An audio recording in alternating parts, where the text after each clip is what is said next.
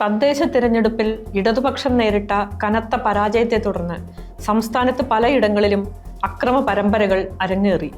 ഭൂരിഭാഗം പ്രദേശങ്ങളിലും CPMന്റെ നേതൃത്വത്തിലാണ് ആക്രമണങ്ങൾ നടന്നത്. ചിലയിടങ്ങളിൽ ഇതര കക്ഷികളിലും ആക്രമണങ്ങൾ നടത്തിയതായി റിപ്പോർട്ടുണ്ട്. കണ്ണൂരിലെ പാനൂരിൽ കറുത്ത ബനിയനും ചുവന്ന മുണ്ടും ചുവന്ന തലക്കെട്ടുമായി യൂണിഫോമിലായിരുന്നു വടിവാളേന്തിയ CPM അക്രമികൾ ഭീകരാന്തരീക്ഷം സൃഷ്ടിച്ചത്.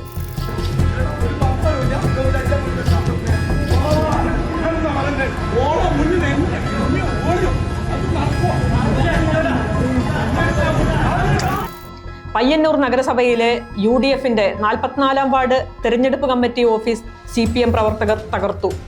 ആക്രമണം നടത്തുന്നതിന്റെ ദൃശ്യങ്ങൾ പുറത്തു വന്നിട്ടുണ്ട്. പയ്യന്നൂർ രാമന്തളി കൾച്ചറൽ സെന്ററിന്റെ സമീപത്ത് ഗാന്ധി പ്രതിമ ആക്രമണത്തിന് ഇരയായിട്ടുണ്ട്. വയനാട് സുൽത്താൻ ബത്തേരിയിൽ UDF പ്രവർത്തകനും കുടുംബവും സഞ്ചരിച്ച കാറിന് നേരെയായിരുന്നു ആക്രമണം നടന്നത്. തിരുവനന്തപുരം നെയ്യാറ്റിൻകരയിൽ CPM BJP പ്രവർത്തകർ തമ്മിൽ സംഘർഷമുണ്ടായി. ഇരുവിഭാഗത്തിനും പരിക്കേറ്റിട്ടുണ്ട്.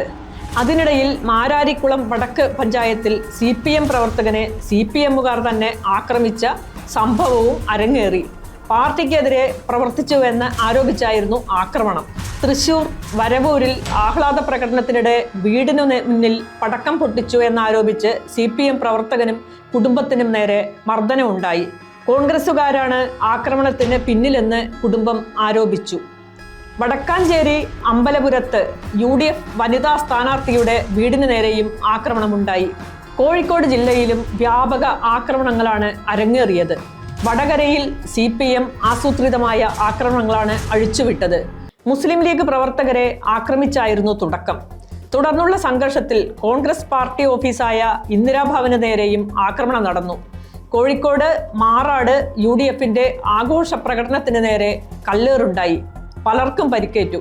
കക്കോടി പഞ്ചായത്തിലെ 19-ാം വാർഡിൽ സ്വതന്ത്ര സ്ഥാനാർത്ഥിയായി മത്സരിച്ച് ജയിച്ച സുബൈദ കക്കോടിയുടെ കുടുംബത്തിനു നേരെയും വലിയ ആക്രമണമാണ് ഉണ്ടായത്.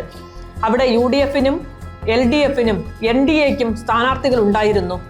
UDFന്റെ പിന്തുണയില്ലാതെ സ്വതന്ത്രയായി നിന്ന് മത്സരിച്ച് CPM നേതാവിനെയാണവർ പരാജയപ്പെടുത്തിയത്. അതാണ് ആക്രമണത്തിന് പിന്നിൽ. ഭർത്താവും മകനും ആക്രമണത്തിന് വിധേയരായി. ഭർത്താവിനേറ്റ മർദ്ദനത്തിൽ കർണപുടത്തിന് കേടുപാട് സംഭവിച്ചിട്ടുണ്ട്. ശരീരമാകെ മുറിവേറ്റിട്ടുമുണ്ട്. സുബൈദ കക്കോടി വെൽഫെയർ പാർട്ടിയുടെ ജില്ലാ സെക്രട്ടറിയും വിമൻ ജസ്റ്റിസ് മൂവ്മെന്റ് സംസ്ഥാന സമിതി അംഗവുമാണ്. സുബൈദ കക്കോടി നമ്മോടൊപ്പമുണ്ട്. ഞാൻ ഈ 2020 ഇതേ വാർഡിൽ മത്സരിച്ചിരുന്നു. അന്ന് 2020 ഒരു വോട്ടിൽ വിജയിച്ച എന്നെ പോസ്റ്റൽ വോട്ടുകൾ കൃത്രിമമായി ഉണ്ടാക്കി എന്നെ പരാജയപ്പെടുത്തിയതാണ്. അതുകൊണ്ട് തന്നെ ഇത് ജനറൽ വാർഡായ സമയത്ത് ഈ വാർഡിൽ ഞാൻ മത്സരിക്കുമെന്നുള്ള യാതൊരു ധാരണയും അവർക്ക് ഉണ്ടായിരുന്നില്ല. അവിടെ ആ ധാരണ അസ്ഥാനത്താക്കിക്കൊണ്ട് എൻ്റെ സ്ഥാനാർത്ഥിത്വ പ്രഖ്യാപനം ഉണ്ടാവുള്ളൂ. ജനറൽ വാർഡായതുകൊണ്ട് തന്നെ ഞാൻ മത്സരിക്കേണ്ടി വരില്ല എന്നുള്ള ഒരു ധാരണയിൽ ഞാനുണ്ടായിരുന്നത്. പക്ഷേ ജനങ്ങൾ എന്നെ നിർബന്ധിച്ച് ഈ വാർഡിൽ നിർത്തിച്ചതാണ്. നിങ്ങൾ പറയുന്നു, കഴിഞ്ഞ തവണ നിങ്ങൾ വിജയിച്ചതാണ്, ഇത്തവണ നിങ്ങൾ എന്തായാലും മത്സരിച്ചാൽ വിജയിക്കും, അതുകൊണ്ട് നിങ്ങൾ നിൽക്കണം വാർഡിൽ എന്ന് പറഞ്ഞ് എന്നെ നിർത്തിച്ചതാണ്. അതിൻ്റെ അടിസ്ഥാനത്തിൽ ഞാൻ ജനാധിപത്യ രീതിയിലുള്ള ഒരു ഇലക്ഷൻ പ്രക്രിയയെ നേരിട്ടു. ജനങ്ങൾ എന്നെ സപ്പോർട്ട് ചെയ്തു, വിജയിച്ചു. എന്നതിന് ശേഷം വിജയാഹ്ലാദം പങ്കുവെക്കാനുള്ള ആലോചന നടത്തുന്നതിനിടെയാണ് അപ്രതീക്ഷിതമായിട്ടുണ്ടായ ആക്രമണം എന്ന് പറയുന്നത്.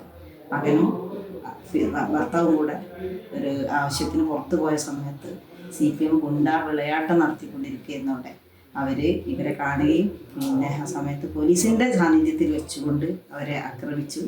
ആ ആക്രമണത്തിൽ മകനേക്കാൾ കൂടുതൽ പിതാവിന് പരിക്ക് പറ്റി. പിതാവിനെ അടിച്ചു വീഴ്ത്തി നിലത്തിട്ട് കാല് വലിച്ചപ്പോൾ കാലൊക്കെ നന്നായി ഒരഞ്ഞ് മുറിവ് പറ്റി.